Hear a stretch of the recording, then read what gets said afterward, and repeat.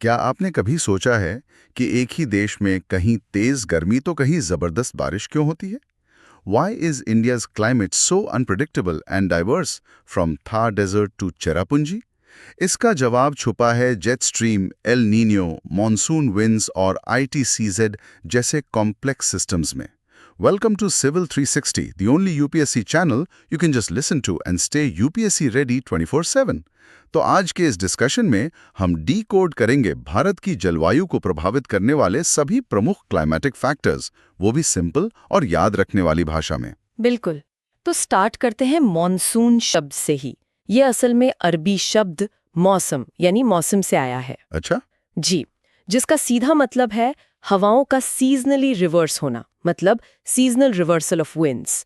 इसे एंशिएंट अरब ट्रैवलर्स ने नोटिस किया था अपनी सी वॉयजेस के दौरान। ओह, इंटरेस्टिंग हिस्टोरिकल लिंक।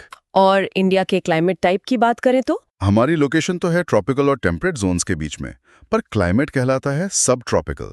ये क्यों? हाँ, इसका मेन रीजन है हिमालय। वो नॉर्थ से आने वाली जो आइसी कोल्ड साइबेरियन विंड्स है ना, उन्हें इफेक्टिवली ब्लॉक करता है, रोक लेता है मतलब। हाँ, अगर हिमालय नहीं होता तो इंडिया का क्लाइमेट काफी हद तक टेम्परेट जोन जैसा होता, काफी ठंडा। हिमालय ही इसे वो सब ट्रॉपिकल कैरेक्टर देता है। Got it.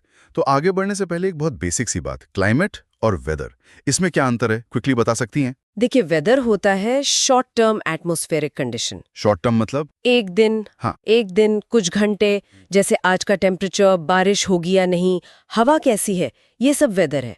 जबकि क्लाइमेट वो है लॉन्ग टर्म एवरेज, मतलब कम से कम 30 साल या उससे ज्यादा का एवरेज पैटर्न, टेम्परेचर का, प्रेसिपिटेशन का, ह्यूमिडिटी, विंड, इन सब का। किसी रीजन की आप कह सकती हैं overall climatic personality. Understood. Climate मतलब लंबे समय का एवरेज। ठीक है, अब आते हैं उन फैक्टर्स पर जो क्लाइमेट को अफेक्ट करते हैं। जनरली 6 मेन फैक्टर्स माने जाते हैं। पहला है लैटिट्यूड। जी हाँ, लैटिट्यूड यानी इक्वेटर से दूरी का असर। दूसरा एल्टीट्यूड, मतलब सी लेवल से ऊंचाई। बिल्कुल, जैसे जैसे ऊंचाई बढ़ती है टेम्परेचर गिरता है, इसे लैप्स रेट कहते हैं। सिंपल भाषा में ऊंचाई के साथ हवा ठंडी होती जाती है। तीसरा है pressure and wind systems.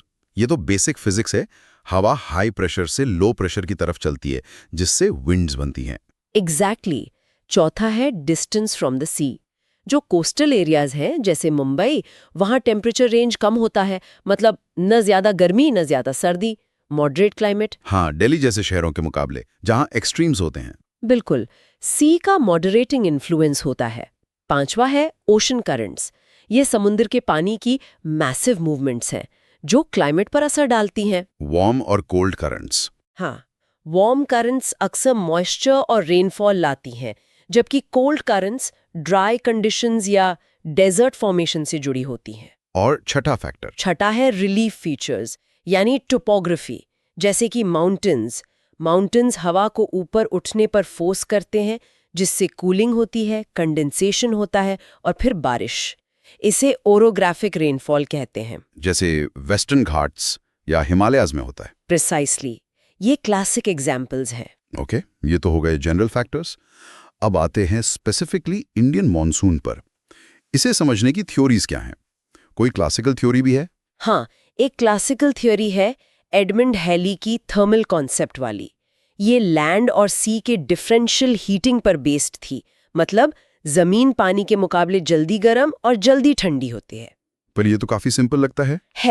And Indian monsoon is far more complex than just this, इसीलिए मॉडर्न थ्योरीज ज्यादा रेलेवेंट है।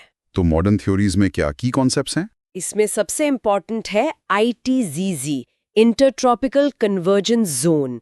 ये एक लो प्रेशर बेल्ट है अर्थ पर, जहां नॉर्थ और साउथ से आने वाली ट्रेड विंड्स कन्वर्ज करती हैं, मिलती हैं। और ये बेल्ट स्टेबल नहीं रहता? नहीं, ये सन के एपरेंट मूवमेंट के साथ नॉर्थ और साउथ शिफ्ट होता रहता है।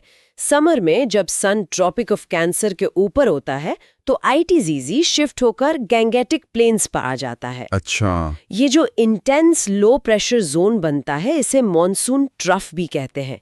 ये आसपास के हाई प्रेशर एरियाज से हवाओं को, मतलब मॉइस्चर लेडन विंड्स को स्ट्रांगली अपनी तरफ पुल करता है। ये मॉनसून विंड्स के लिए स्टेज सेट करता है। ओके, आईटीसीजी का शिफ्ट होना इज क्रूशल। और जेट स्ट्रीम्स, इनका क्या रोल है? जेट स्ट्रीम्स भी बहुत इंपॉर्टेंट है। ये हाई एल्टीट्यूड पर मतलब अपर ट्रोपोस्फेयर में बहुत तेजी से बहने वाली हवा की नैरो बैंड्स होती हैं। इंडिया के क्लाइमेट के लिए 2 जेट स्ट्रीम्स क्रूशल हैं। कौन कौन सी? पहली है सब ट्रॉपिकल वेस्टर्ली जेट स्ट्रीम यानी STWJ। विंटर्स में ये हिमालयाज के साउथ में बहती है और ये वेस्टर्न डिस्टर्बेंसेस को इंडिया की तरफ लाने में मदद करती है। वेस्टर्न डिस्टर्बेंसेस, वो सर्दियों वाली बारिश? हाँ वही। पर STWJ का सबसे क्रूशल रोल है समर में।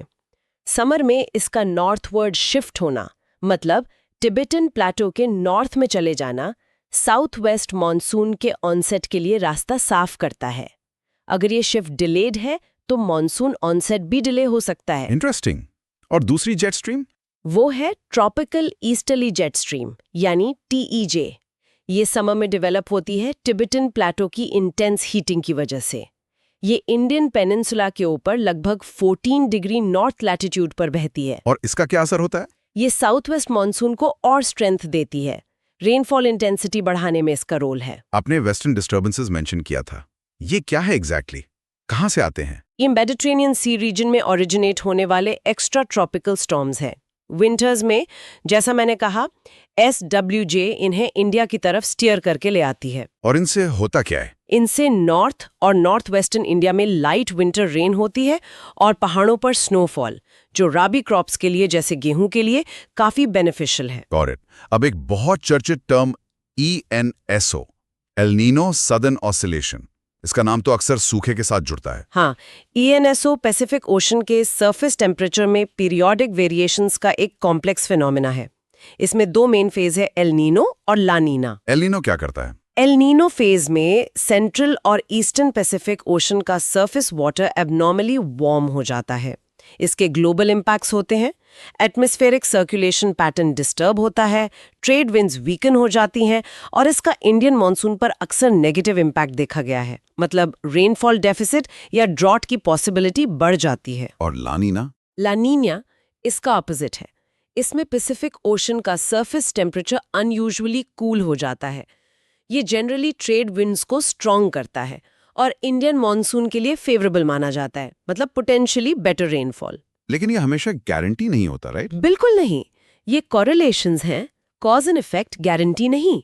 हर एल नीनो ईयर में ड्रॉट नहीं आता और हर ला नीना ईयर में फ्लड नहीं।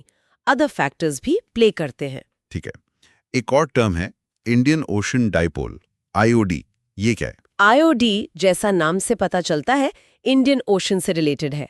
ये इंडियन ओशन के वेस्टर्न पार्ट अरेबियन सी और eastern part bay of Bengal के साउथ के सी सरफेस टेम्परेचर के डिफरेंस को मेजर करता है। पॉजिटिव IOD और नेगेटिव IOD होते हैं। इंडियन मॉनसून के लिए अच्छा माना जाता है। नेगेटिव IOD इसका उल्टा होता है और मॉनसून पर एडवर्स इफेक्ट डाल सकता है। ओके।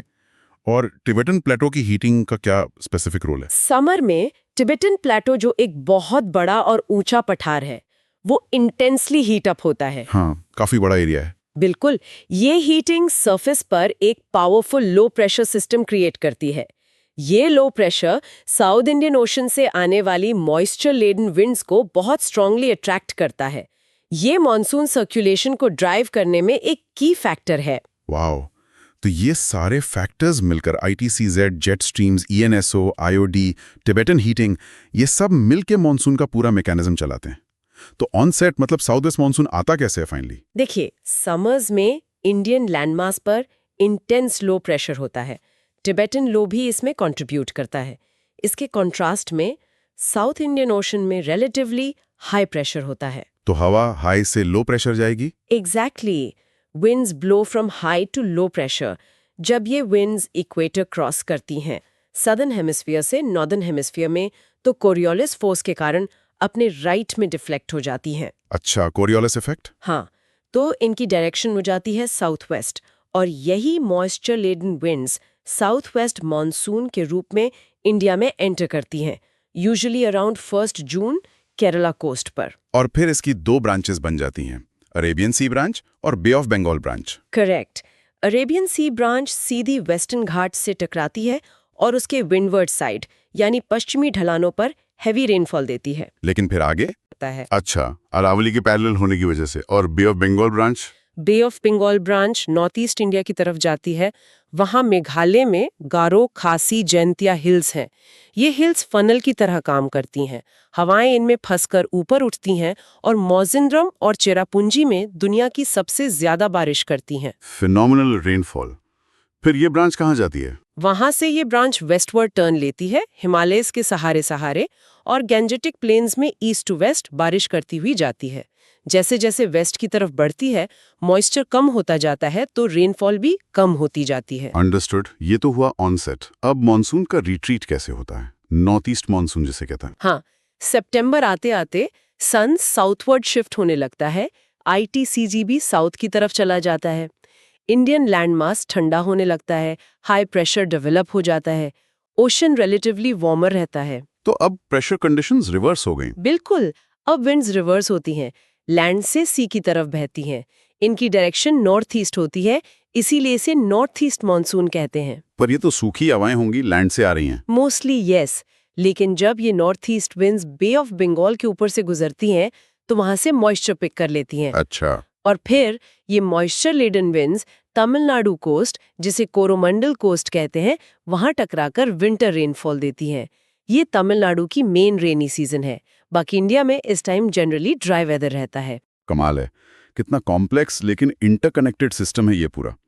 इन फैक्टर्स को समझना वाकई एग्रीकल्चर से लेकर डिजास्टर मैनेजमेंट तक हर चीज के लिए कितना जरूरी है। ये रहा एक सवाल हमारे सभी लिसनर्स के लिए। भारत के मानसून को प्रभावित करने वाला निम्नलिखित में से कौन सा कारक समुद्री तापमान के उतार चढ़ाव से जुड़ा है? A, Tibetan plateau, B, western disturbance, C, El Nino, D, jet stream. अपना जवाब नीचे कमेंट सेक्शन में जरूर बताइए। अगर आपको ये डिस्कशन इन्फॉर्मेटिव लगा हो तो लाइक जरूर करें, अपने दोस्तों के साथ शेयर करें और चैनल को सब्सक्राइब करना ना भूलें ताकि आप ऐसे ही यूपीएससी रेलेवेंट टॉपिक्स को सिर्फ सुनकर भी समझ सकें। Civil 360, the only UPSC channel that you can just listen to and stay UPSC ready 24/7। इस डिस्कशन की शॉर्ट नोट्स और मैप्स के लिए हमारा टेलीग्राम चैनल ज्वाइन करें, लिंक आपको डिस्क्रिप्शन में मिलेगा। मिलते हैं अगले एपिसोड में एक और जरूरी मुद्दे के साथ। धन्यवाद और जय हिंद।